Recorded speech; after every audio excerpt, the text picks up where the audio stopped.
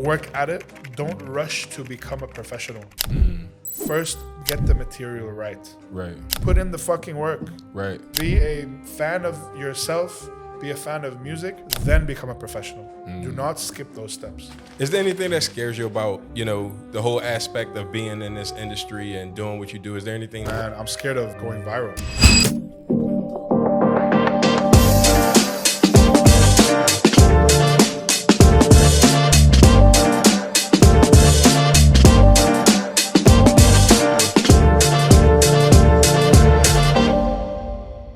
Welcome to AudioSwim Podcast, home of the music hustle. And today we got a very good friend of mine, the multi-talented singer, songwriter, engineer, producer, plus, man. My man Talk in the building, man. What's going on with you? What's happening, my dog? How you Appreciate feeling? the intro, man. That's dope. Yeah, man. Oh, there's plenty more I can say, bro, but I'm limited Appreciate on it. time, you know what I mean? But yeah, how you feeling, bro? Good, bro. Chilling. Good. Doing my good. thing, man. Just been running around, recording people, all kinds of places. It's a beautiful thing, man. Yeah. So you do pretty much everything when it's in regards to music, man. Yeah, It's like yeah. not a specific thing that you're Yeah. pretty much good in everything. You know what I mean? Yeah, alhamdulillah, man. As good as I can be, really. Like, enough to make a living off of it, Yeah. And that's extremely important, man. Absolutely, You know what I mean? absolutely. So being as though you're so diverse in your skill set, what's your favorite part? What's your favorite one? I think that's changed for me over the years. Like what I've grown to like more now is stuff that allows me to work with more diverse people. Yeah. Like initially, what I liked about the stuff that I do kind of in adjacent to the music making, which is like engineering, like podcasting stuff, advertisement, sound design, whatever. All these things that are they're in the sound engineering realm, and they're all adjacent to music. I started enjoying things that involve people more. Before, when I first started, it was very centered around my experience as an artist. Right. Like, I taught myself how to engineer because when I heard that mixing and mastering was part of the process of making a record, the second that you tell me that, it involves somebody else, I'm thinking, I have to do things on his time. I have to wait for this to happen. I have to wait for this, that, and the third. And I'm like, nah, I'm not doing that. Like, I didn't even know what it was before I started like learning how to do it. Like, I was just like, fuck it. Like, I'm going to go into this. I'm going to shout out my boy, Ahmed G. He's the one who gave me my first cracked Logic 9 software. And from there, and then I fell in love with it. Like, I fell in love with it partly because it helped me make the music that I make now. Right. But also because it now connects me to people like that make music in ways that are so different to me. And I get to learn from that because part of being a sound engineer is you very much have to take the back seat when it comes to your creativity, because your creativity is used to supplement the artist's creativity. Right. And you have to do what's best for the record, And when you do that, you observe more. There are artists that prior to working with them, maybe I had thought that I was a better singer than them or whatever. Right. But there's always like this. Well, we start working, and there's always like something to learn. Right. And then you realize like, damn, like I didn't know you did this way, and now I can incorporate that in my own. So that's what I fell in love with. I think that's my favorite part for sure. Working with other people and like just learning from them. Right. So you're a staple on the MENA scene, right? And you work with how many artists? Tons are. I know. Yeah, pretty much. Yeah, a lot. Yeah. It's a blessing. Yeah. So when you watch other people in their their realm of work, you know what I mean? What gets you excited about that whole piece? You know what I mean? Because I feel like as an artist, you are very incorporated in yourself, right? Yeah. But when you, as you said, like working with other people, whatever, what gets you excited about the whole process of working with somebody else? And I think knowing why they do what they do. So a lot of times like I have my boy, for example, let's say he's the bully. He's a super incredible dope artist. Incredible artist for sure. The UK. So Sudani as well. He used to tell me that he used to need to book studio time for like 40, 50 British pounds an hour. Yeah. And that was a lot at the time for them, I guess. And he needed to get everything done In that in that time. hour. So he needed to memorize his lyrics, Mm-hmm. and he needed to do everything in one take. If he couldn't do it in one take, he'd scratch the part that was, Messed up, whatever. yeah. He'd do everything all at once. And you see him now, obviously, after the career he's had and going to have, he, like, some of that urgency is still there in the way that he raps and the way that he writes his stuff, the way that he records. Right. Like, seeing the story that led up to why people do what they do gives me a lot of insight into how I can incorporate that. Because look, like, you can know the mechanics of how something works, but like once you start understanding like the philosophy and the concept behind like the why of the why, you know what I mean? Right. Taking that and turning it into your own thing is like a piece of cake. Like, it's so simple. Like, Yeah. now when I, like, if I was to use a more direct example, what I took from that is like, memorize your bars before you get into the booth. Yeah. Like, that's just one of the things that I took from that. And the reason why it meant so much to do that was how I see him recording, like how I would see him in the booth was very much like, okay, I'm here now. Like, this is what I need to do. Right. And for me to develop that same urgency and create that same natural expression in my voice when I rap, Right. it needs to be like that too sometimes. Right. So certain songs, I'll be like, yo, I can't read off the phone. It won't sound right. Right. It won't give it the same emotional impact. Exactly. Yeah. So these kind of things I think is my favorite part, man. This is what I take from that. I think it's why people do what they do. Right. And then learning to use that for my skill set. Right. Who's your favorite artist to work with? Favorite artist to work with? Well, who has been your favorite artist to work with? I think the most rewarding experience. It's tough. I guess right now what comes to mind is G Salah. G Salah, yeah, fire, bro. Yeah, fire, incredible top tier artist, 100%. Yeah. I think the reason it was so rewarding is because, man, when you, like, this is how I see it, because I work with him on a like a bit more than an engineering level. There's an executive production aspect to what I do for his music. And also like an actual production thing. To be honest, he gives me complete creative freedom with how I do things. The reason it's so rewarding is because, bro, it's when you have good ingredients, bro, what comes out is just, it's bound to be great. Right. It's like when you have his raw skills as an artist and the time that he spent developing his craft allows him to tap into so much. And for me to be able to have the creative input in that and the input that he allows me to have is rewarding, because I get to like steer that in a certain way. And we both get to steer that in a certain way that's again, for the benefit of the record. Right. You know? It's rewarding because, bro, it's like have you ever cooked like a banging meal, bro? And you're just like, what the fuck? I didn't know I could do that shit. Like, I didn't even follow a recipe. You just went with your gut, you know? Right. I think whenever I work with artists like that, it makes me so happy, because along that entire process, again, I learned so much. Yeah. I've learned everything. Like, whatever G could do that I couldn't do previously, I can now do. Right. And vice versa. Right. And the learning, also the one of the things that I do is I teach classes for sound engineering, and also from the theory aspect of it, and the technical stuff as well. Right. So part of that is obviously in there when I work with artists like G, is like there's that I will teach a little bit of what I know, so that we both speak our language better. Right. And now, dude, whenever I work with G, it's like the workflow is so smooth. Right.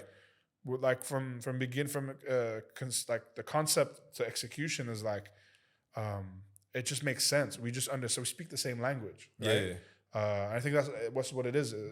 Eventually, is like the artists that you make the best music with are the ones that are able to speak your language, and vice versa. Yeah. And yeah, I think G's is a bit of a long-winded answer, but yeah, G, 100%. No, that's what's up, man. Like, he's an incredible artist, man. And it's not too many people, like, so as an artist, you got, like, you know, you want to be in control of everything, right? Yeah. How important is it for the artist to kind of let the engineer do his job, kind of guide, the session through. How important is that? Or is it artist by artist? Yeah, it is. It's definitely artist by artist, and I think even for me, like personally, and this is maybe not the smartest statement to say as an engineer, but I would never let an engineer touch my shit. Yeah, he not touching mine. That's for fucking sure. But at the same time, it's a trust thing. Yeah. I do not expect an artist to give me creative freedom if they do not trust me. Right. So when it comes to the engineering aspect, there's a massive emphasis on like the relationship building, the rapport, just being honest and being cool. You know, there's a lot of engineers that act super weird, bro. Like they're so like, you know. What I mean? Trust me, I feel you, bro. Yeah, you know what I mean. Like they're just weird, just not cool to be around. Like, I think a lot of that just comes from the social skills and also just like, I guess this is maybe not the most business minded way to think about it, but I feel like it's helped me in my career as an engineer so far. Just forget about the business. When you're in the studio, just forget about it. Like And I know this isn't the best advice for people who are where like that's, they need to develop like a solid business plan, and they need to execute like blah blah blah blah, and they have like employees. Like for me, I work at the capacity I work in, because I believe that, like, I would hate to be in a position in their position, and I'm out here like, oh yeah, that'll be extra, like that'll be man, put in the extra hour, man. If you feel like that's like, if they're paying, first of all, paying hourly for me is not the best idea in general. But like if an engineer, like if I charge someone hourly, and we're making amazing progress, and the time limit is done, and they don't have, you know what I mean? Like I can tell that they don't have the budget or whatever. Fuck it, we'll put in another 2 hours, bro. Just get it done. But like, but that's like but then again, there's that trust. There's that also my investment on my end. Like, do I fuck with it? Yeah. Do I feel like it's worth it? From a creative standpoint. I think get your bread, but at the same time, lead with your heart. Lead with your gut when it comes to like investing more of your time into an artist. Because bro, you'll notice those little 2 hours, they add up in the end. If someone feels like they can trust you, because they feel like you're investing in them, into their story, into their in the process, that's, you have a client for life. That's for it. For sure. And that's what I do, bro. Like a lot of my clients are like that's family. Like I know when their babies are gonna be born. I know their birthdays. I know. Like, I love my peoples, bro. That's how it needs to be, I think. You know, for as long as it, like, I foresee in the future, if I open up, if I expand my horizons a little bit, and I start having like a team of 15 engineers under me, I can see where that's going to be a bit more difficult. But then I would try to inspire them to do the same, you know?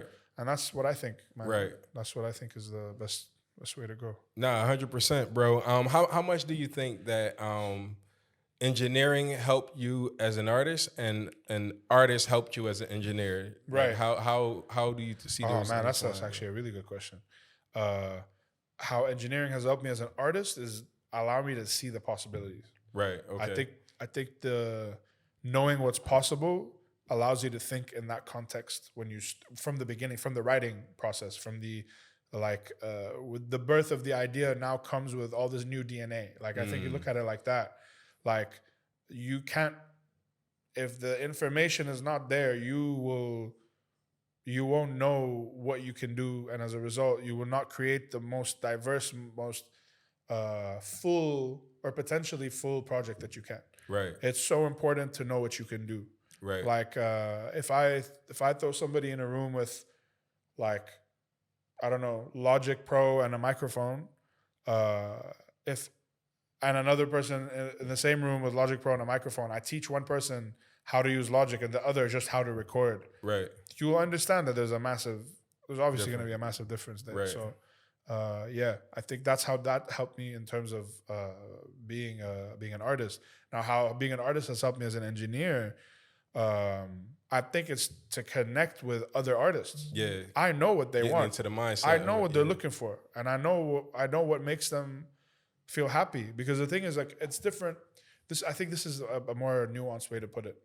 I am so blessed to have had, and I'm still continue to have for what it's worth, a successful artist career in the sense that like what I've been able to do and achieve, and what I've been able to feed my family through.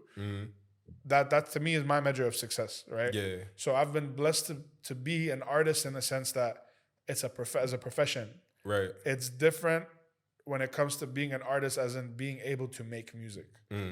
So I think if it was with engineering, being an artist that knows how to make music will help an engineer with the music aspect. Right. But the career I've had has exposed me to celebrities, has exposed me to being to working on bigger projects, riskier projects, things where there are more eyes on me, and that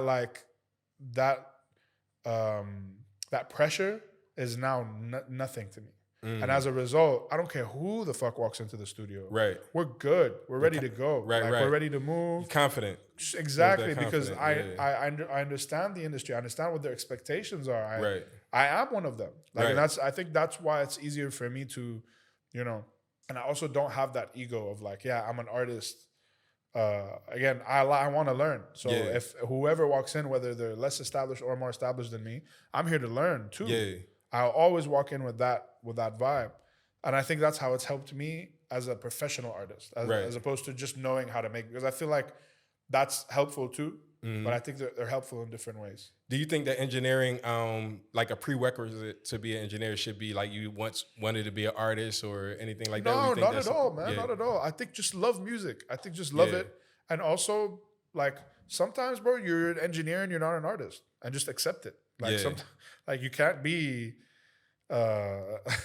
everything. Like, right. Just accept your role, and like, if you're happy, like, I think a lot of engineers are also failed artists. There's a lot of that vibe, right? And that's unfortunate, because those are the engineers that are just fucking hate their job on the low key. Yeah, and they get to work with artists, and they see their artists doing their thing, and I don't believe in energy, like just positive, negative energy. But bro, you don't believe in that? No, not in that way. Not like in this divine way. Gotcha. But I believe I can feel when someone mixes a song as a failed artist, like an engineer that mixes a song as a failed, or like an artist that never got the opportunity to do it professionally, and have fans and have that experience. So a lot of engineers would look at engineering as a supplementary craft to the artistry, when in fact it's actually a combination of all of those things, and an equal 100%. Like, there's an equal measure of importance. And you should not see engineering, production, as just because you're not on stage, people yelling your name, that should not be a measure of how important your job is or how celebrated your job is.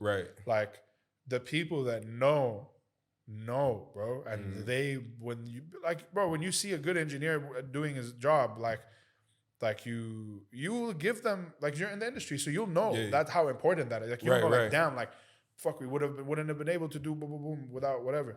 You will be able to see that and be able to give that person props.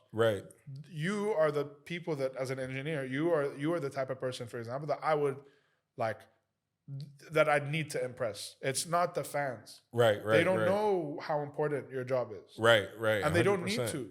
Like, your target audience as an engineer is not the fans. It's artists. People with an ear, people who have trained ears, because that's their job too. Other engineers as well. So I think a lot of engineers hate playing that, like, supplementary role, and they feel like there's an ego involved there. And I think they need to shut the fuck up, to be honest. And just if you don't love it, move on. Or try to be an artist. But at the end of the day, like, bro, sometimes you're not built.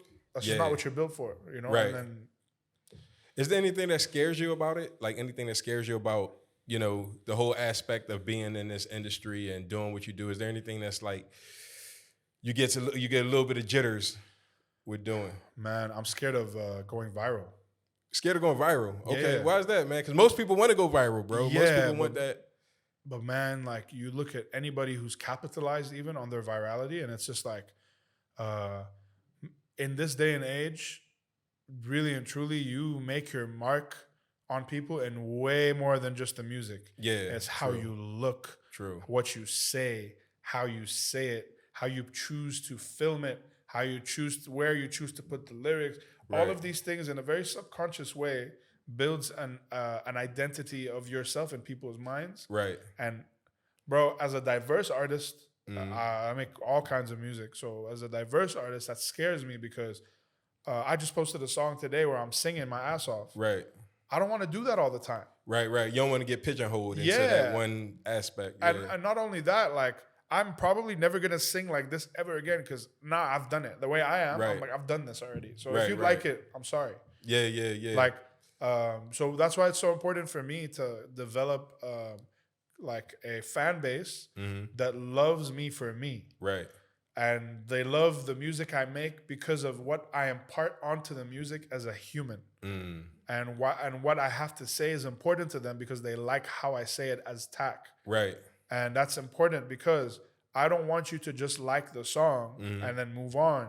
Right. I want you to like when I drop a trap record. I want you to like when I do drill. Right. I want you to like when I do R&B. Right. I know you're going to like it because it's good music, period. Right. But you're also going to like it because of who I am. Right. That level of authenticity is Exactly. shining through. You know? And virality is the antithesis of that to me. That is the anti-slow burn that I'm looking for as an artist. Right. I'm really and truly looking for a slow, powerful, dense fan base that's going to love me for how I am. Right. I think is a good way to put it. But what happens if you go viral? What would you do if you actually have one of those moments? I probably won't capitalize on it in that way. I'll probably still continue on I'll post. Right. I'll do what I need to do is to Right. capitalize on that opportunity, but only on the opportunities that align with my prior interests. Right. I'm not going to in other words, I'm not going to let virality decide anything. Yeah. I'm not going to let that decide on, oh, fuck, now I have to do this now. Right. I'm not letting that happen. Right. I'm cool if it adds, cool. But I'm not going to let it take away from what I've built so far just because I've gone viral. Right. Doesn't make sense to me. Do you think if you if you did go viral one day and people start reaching out and looking for you in that aspect, do you think that because brands will start calling, different people will start thinking that, hey, look, this guy is a person that does this. Do you think that you would be able to capitalize on it, or you just was like, just let it be a moment in time and just? It depends on what song I put out. It depends on what I feel like. If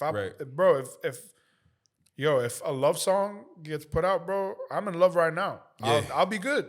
Right. If that shit goes viral, I'll be straight. You know what I mean? Right. But if it's like something that just happens to me in the moment, like if I, being the artist that I am, like whenever things happen in my life, I'm very much like my music will reflect that. Right. Pretty much. Yo, if I do a depressing joint about a family member, and that's what they're looking for, like, I'm not gonna always be in that moment. Yeah. Yeah, like if that's what goes viral, fam, like I guess good luck. It's probably not gonna come out again for. Gotcha. Do you enjoy performing? I love performing, bro. Yeah. I love it so much. I love.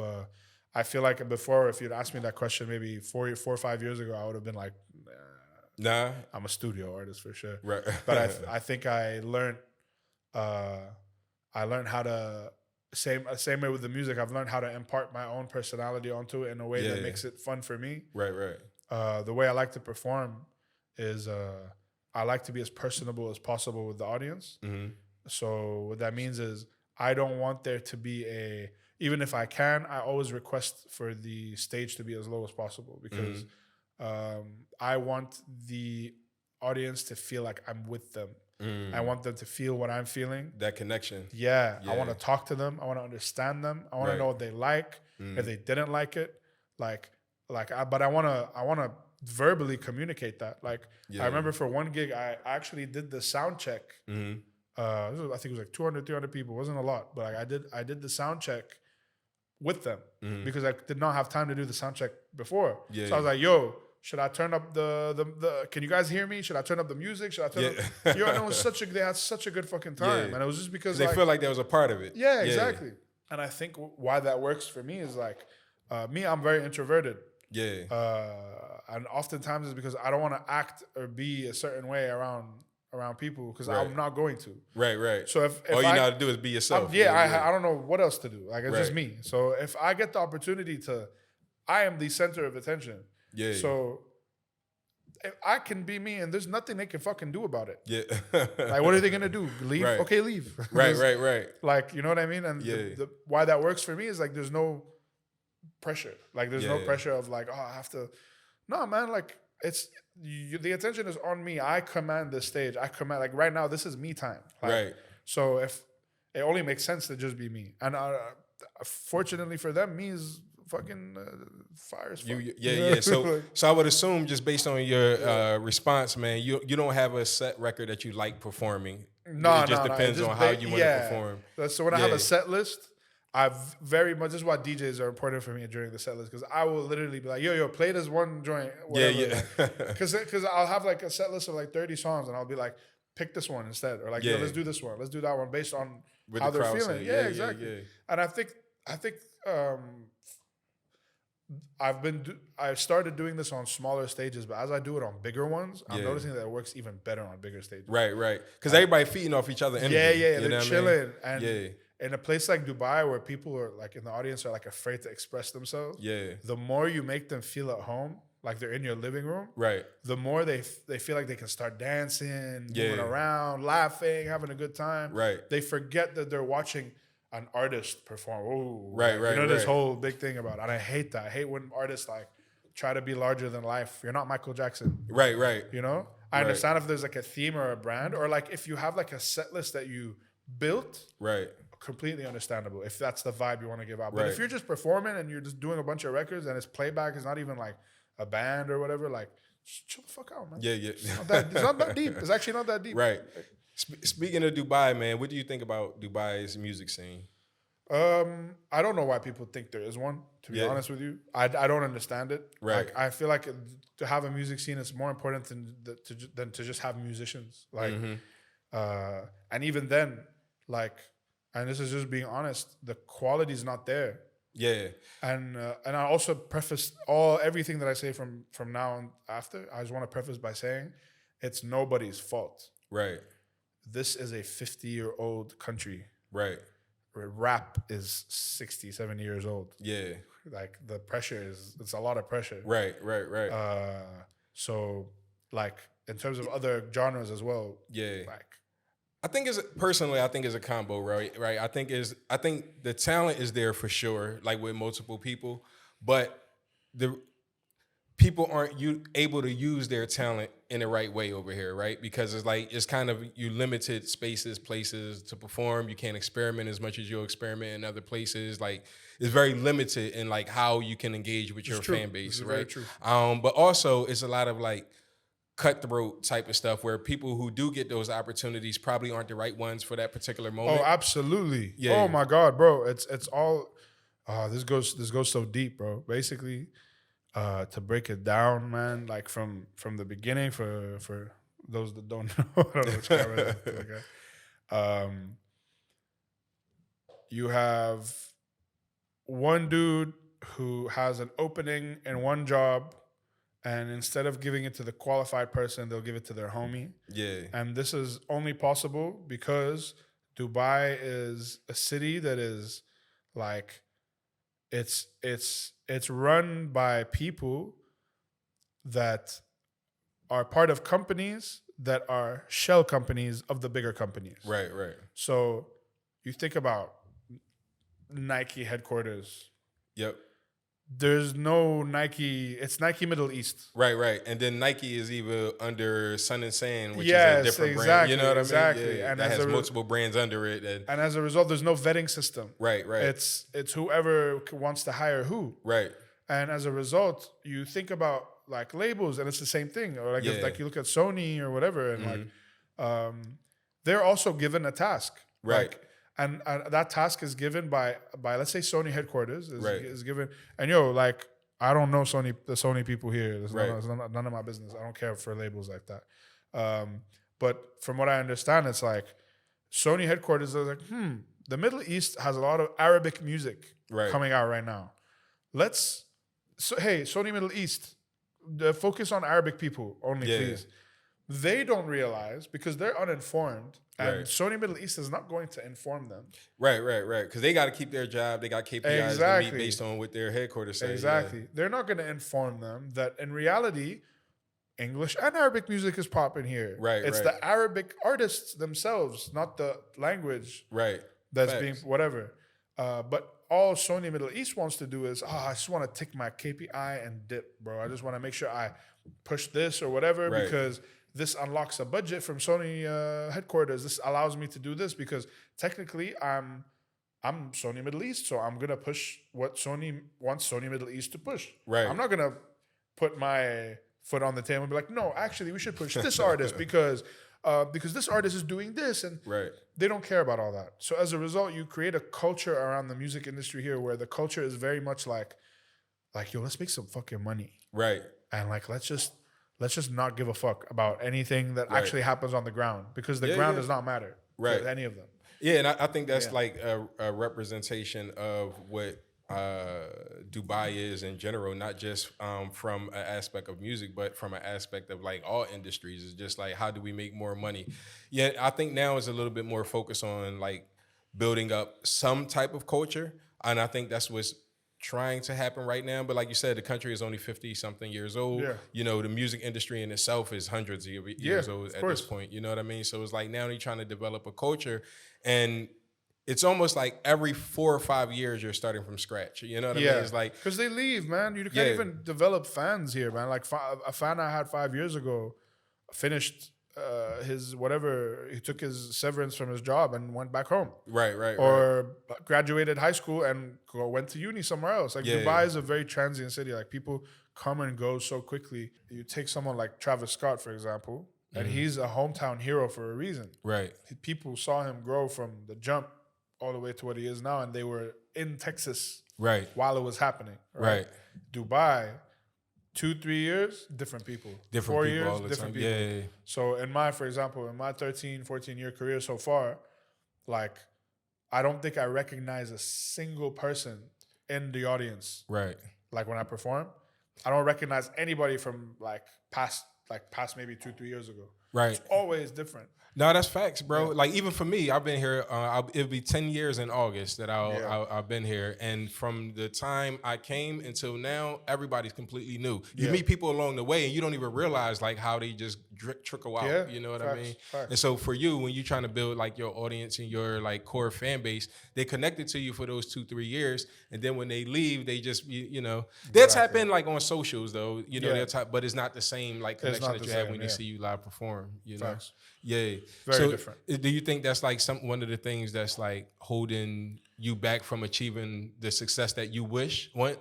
Yeah, it's also other things like they don't like English-speaking artists in this region. Not the Yeah. audience. Yeah, the, yeah. The industry doesn't like Yeah. it. I think it's a double-edged sword though, because I do understand, because I was in Saudi, and Saudi like it was all That's like different. Arabic, Yeah, you know what I that's mean? different. Yeah, Dubai is like a niche market where you can speak English as a primary language. But when you transition outside of Dubai, you go to Kuwait, you go to, they all speak English like as Yeah. a secondary language, but it's not their primary language. However, I will say it's like almost a purposeful like exit for like English speaking artists. They like, Yeah. you speak English? Okay. And it's not the audience. The audience is there. Yeah, the audience wants you. They're ready. They want English-speaking Right. artists.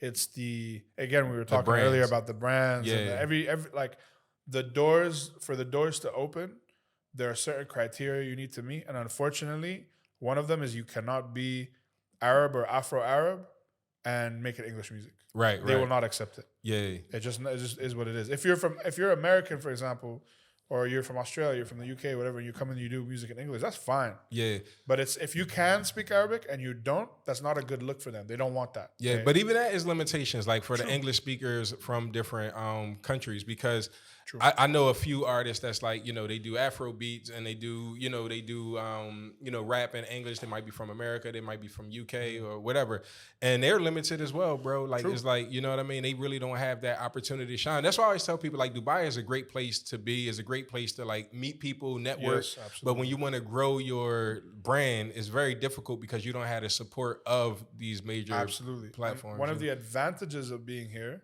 for newer artists in particular Yeah. is the journey from 0 to 100 in terms of your opportunities when it comes to performing, meeting people or networking is like second to none. It's so man. quick. Right.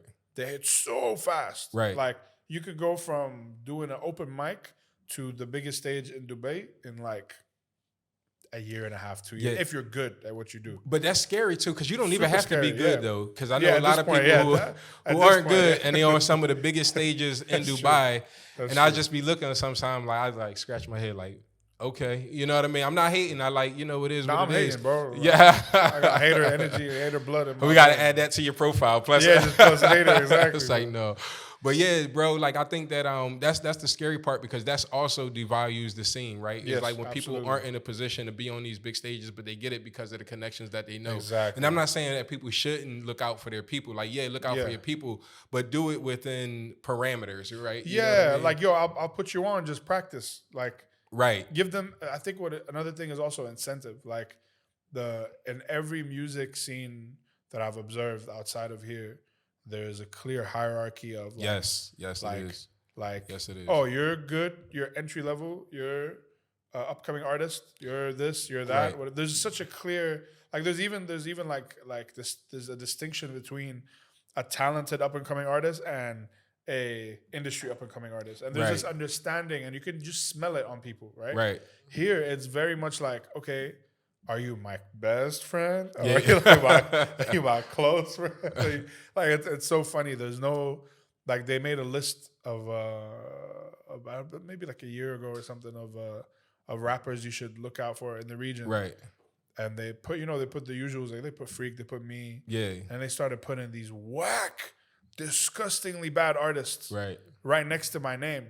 I felt very offended. Right. Not because it's like, oh, I'm better than you, whatever. It's about but like, you are. You didn't, yeah, which I am, yeah. But it's like, you didn't even put in the work. Like, and you're not good. Like, if you were really good and like if you were even like a fraction, I would be like, wow, damn good job on jumping the, like the, to the next tier, I guess, without having to do work. I think that's an achievement. Right. But to like be trash and get put on because you're Lebanese. Right. My brother, I'm sorry. That to me is a little crazy. Yeah. I mean, and that's also what devalues the scene, right? Because if as a person that's traveling here and you just go to one of these festivals and you say, all right, this is a local artist from Dubai and it's a trash artist, you're like, oh, I'm not checking for Dubai artists. Facts. You know what I mean? Facts. Because you look at that. And that's another thing too. Like I hate people prefacing my presence with local artist. Dubai artist. Whatever. Like I don't even like people mentioning where I'm actually from. Right. Just say I'm an artist. You don't ever have to be like, you're gonna get a Swedish surgeon. Right. Like, or you're gonna get especially because none of that is clear in my music to begin with. Right. Like if it was so clear that my brand was like, yeah, I'm the Sudanese Egyptian or like Aswani Musli or whatever, blah blah blah. Like if that was clear, then I guess I understand someone being like, oh, look at this Egyptian artist tag, whatever, blah, blah, blah. But if you're like, if I'm like so clearly like not even checking for Egypt, like I'm not even looking at, I hate like even like for someone to even guess I'm from there. Right. If that's not clear, and you're like, Egyptian artist tag from Dubai, grew up in Abu Dhabi. Hey, but you don't think it's important to like recognize like in your music? After. Okay. Like, so discover you as an artist first, exactly, and then who you are second. Just the word local artist as well is really demeaning. I agree. Demeaning. Like let people find out I'm a local artist. I love, for example, if I'm like this is what I love about people finding out that I'm Egyptian. This is the only thing that I fuck with.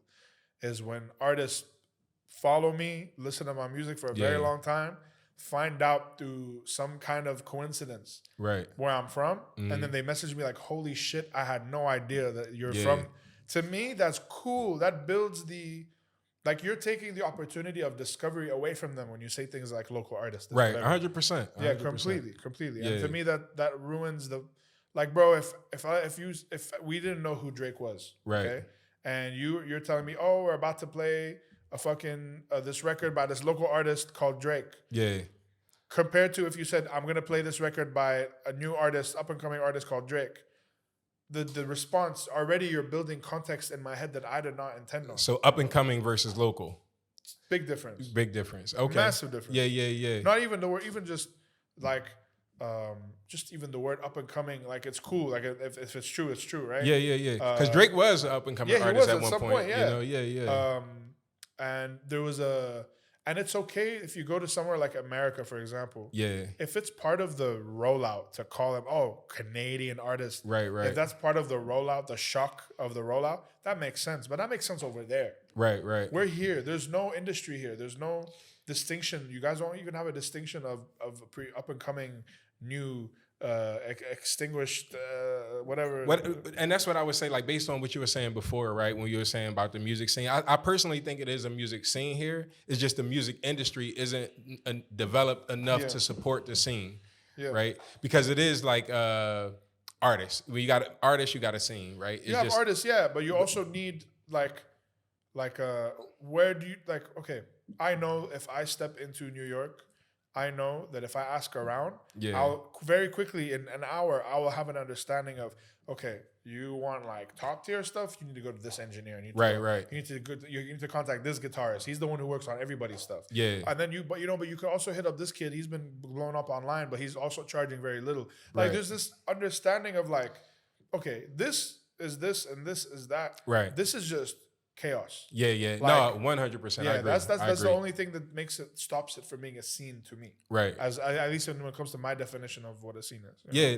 No, I agree with you, man. It is tiers. You know what I mean? You're dealing with different tiers, and Dubai doesn't have that. You don't know who to go for what, because there's so many people that's recommending people that's not qualified to do certain jobs, right? Fuck me. You know.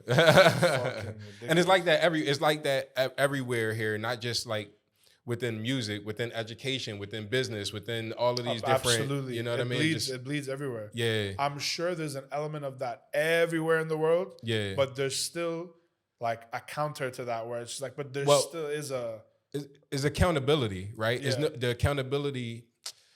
I love Dubai, by the way. I'm not hating on it, but the accountability, born and raised, maybe. Is that the accountability is missing, right? Yeah. So in most places of the world, is differentiated responsibility, but shared accountability, right? I mean, everybody has their role to play or whatever, but we all share in the success of making that happen. And over here is like, is a me.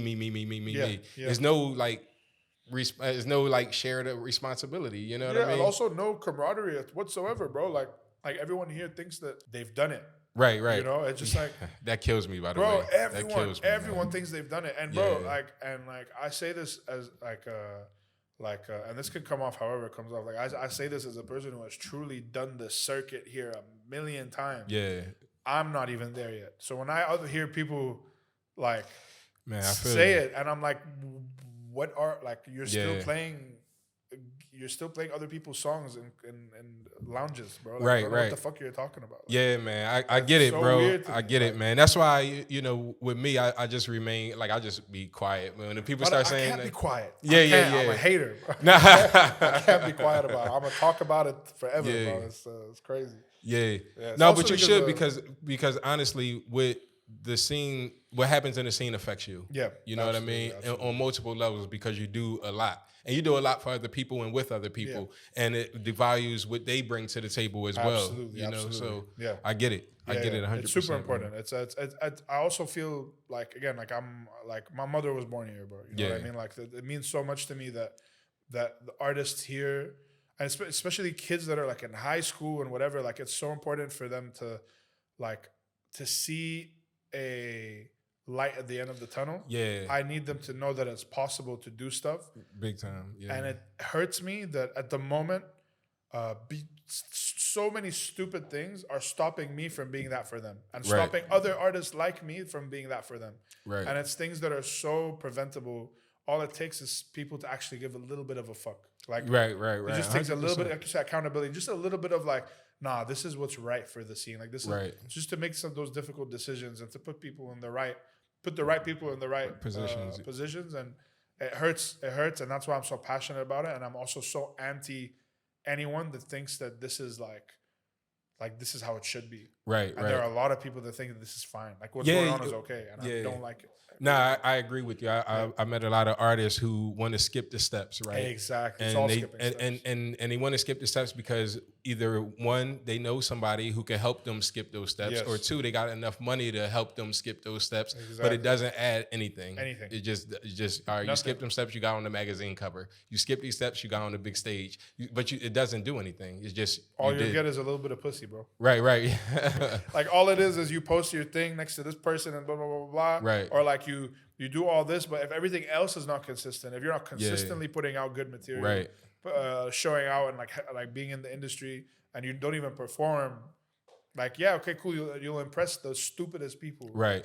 And that's all you're ever gonna be remembered for. Like, Yeah. do you really want that? You know what I mean? Like, Right. Some artists, man, it just depends on why people do music or why people are involved in this game, you know? That is true. Because some people, they just, that's might be just the only thing they want is a little bit of clout, you know what I mean? Or a little bit of women or whatever, you know? So it just depends, man. So what advice would you give to anybody that's, you know, coming up, anybody who wants to get in this game, anybody who has any dreams or aspirations of being an artist? Yeah. I started making music, bro, because I loved it and it was fun. Mm-hmm. And it was the only thing I was good at. So as a result, when it came time to decide if I wanted to be an artist professionally, which was at the age of 13, I made that decision. Wow. Dropped out of school 2 years later, man, to do this full time. I knew that if the first thing I put out had to be really good, or it had to, like, I had to have done the work, and I had to have been like undoubtedly as good as my peers. Like I had to be as good as, when I say peers, by the way, I'm saying whoever's out right now. Right. I need to be as good as the people I listen to. Or if I play my song in a playlist full of the people I love, I don't sound out of place. Maybe not as good as them yet, but I don't sound out of place. That's how I started. That was my thing. And as a result of that philosophy, I didn't drop my first record until 7 years into making music. Wow. Consciously, because I did not want the first song I put out to be ass. I didn't not want the first song I put out, the first record of my existence in the whole like thing of music, to be this. Right. I wanted people to only hear quality from me. Maybe don't do it as extreme as I did, and like wait 7 years, not even wait, like just fucking write and make music for 7 years and not drop anything. But genuinely work at it. Don't rush to become a professional. First, get the material right. Right. Vaseline didn't fucking make their product and then make changes along the way and then it was fine. No, it was like they made a good product, and then the massive changes happened incrementally over time, over the course of like 20, 30 years. Right. But the first product was still just as good. It was just different. It's still groundbreaking. Yeah, you don't like figure it out along the way how to be a good artist. Right. You become a good artist, then you export that, and over time you become, yes, a better artist, but you also like maintain quality throughout. Right. But don't start dropping and try to be professional when the product is not there yet. Right. And the way to do that is to accept criticism, accept your inner critic. Don't let any kind of, matter of fact, anybody tells you you're good, don't fucking believe them. Yeah. No, genuinely, until you truly believe that you are, until you truly believe that you put your music next to your favorite artist. Right. And that's what I did. I literally put it in a Spotify, took all my Spotify things, put it all together, played it all at once for a week. Did not feel weird, did not feel embarrassed. I did not feel scared. I did not feel intimidated. I felt happy that, damn, that my song is, as from an engineering standpoint, I was like, yeah, my song is just as loud as theirs now. Right. Like, damn, this is a clean vocal melody that I did here. Like, yo, I was so on time here, same as whatever. Right. When you start picking up on those things and you're like, damn, this is great, that's when it's time. Right. And there is a right time. I don't like when people are like, yeah, there's no right time, just go in. No. Work. Right. Put in the fucking work. Right. Be a fan of yourself, be a fan of music, then become a professional. Do not skip those steps. Strive to be a professional when you've done the work. Go to open mics and get shot on. Yeah. go to open mics and get shot on. Go to open mics until people are fucking tired of you. Go try to beg someone for an opportunity to perform and fail and watch people boo you off stage and come back the next day and impress them. That's what it's all about, bro. It's not about this whole, like, people make it about anything but the music. Right.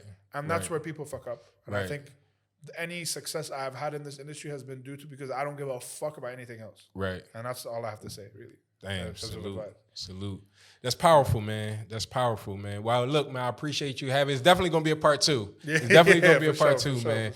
But I appreciate you having you, man. Make sure you record your next podcast here at On Air Podcast. Make sure you record your next song here at Wave Sound Studio.